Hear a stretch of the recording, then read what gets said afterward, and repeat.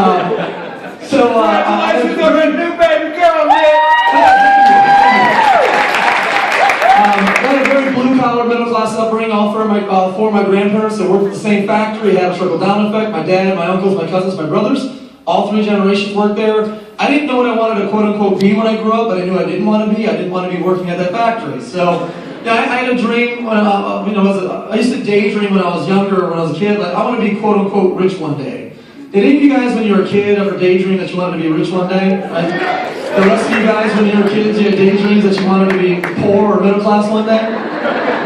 You're like 9 years old going, I really want to be middle class. No, we all had dreams when we were kids about being rich one day, but there's no training program for that. You can't go to school and attend Wealth 101. The only way you learn that is from a wealthy family, right? So for us, we go to school and we learn how to become employees and be, middle class or less to work for those folks who own those companies. And, so if you don't have a wealthy family you grow up and you do want to be rich, you consider your options. And your options are, it's like, okay, well, I can be an actor, but I can't act.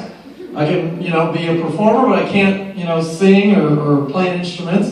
I can be a rapper, but I can't rhyme. I can do something illegal, but I'm not good at lying. Or I can be a professional athlete. Those are the 5 options you have if you want to be rich one day and you're a kid, you grew up in a middle class or less family.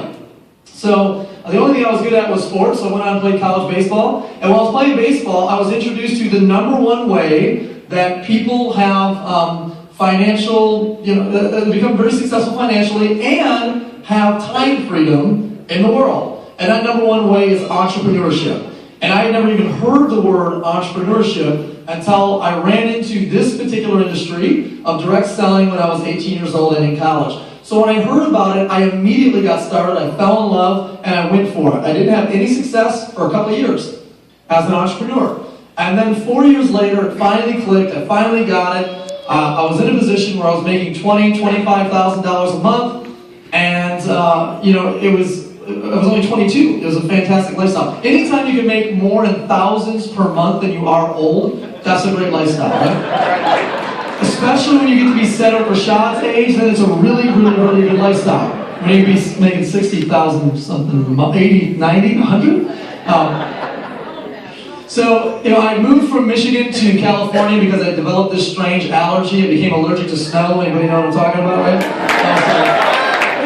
Lived in Southern California. I lived in Huntington Beach, and every morning, Monday through Friday, I'd wake up at 8 a.m., I'd go down to the water, and I'd touch my toes in the Pacific, and I'd say, today I beat the system, Monday. The next day I'd wake up, 8:30, go down to the water, today I beat the system, Tuesday, Wednesday, Thursday. So I'd say that every day. And I'd purposely do it Monday through Friday at 8 a.m.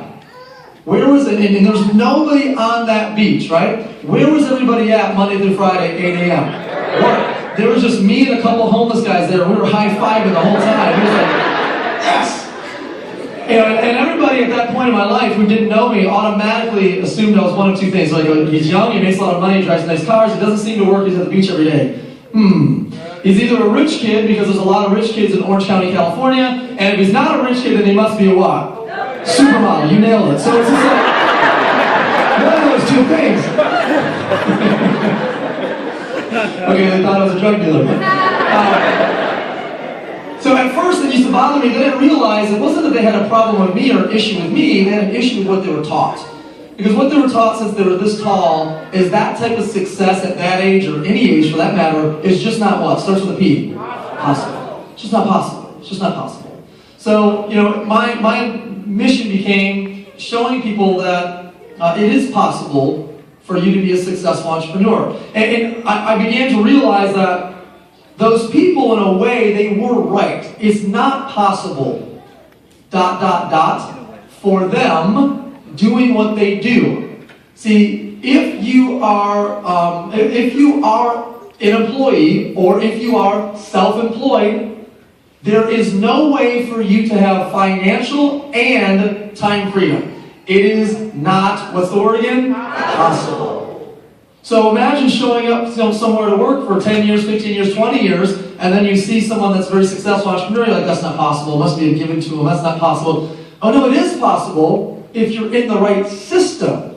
Entrepreneurship is the right system for that possibility. The key word there is possibility. It's not a guarantee.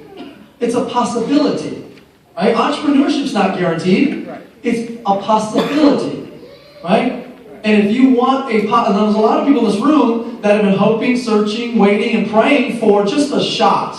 Just a possibility. And that's what we provide. Now the good news is, we're the undisputed champion of possibility.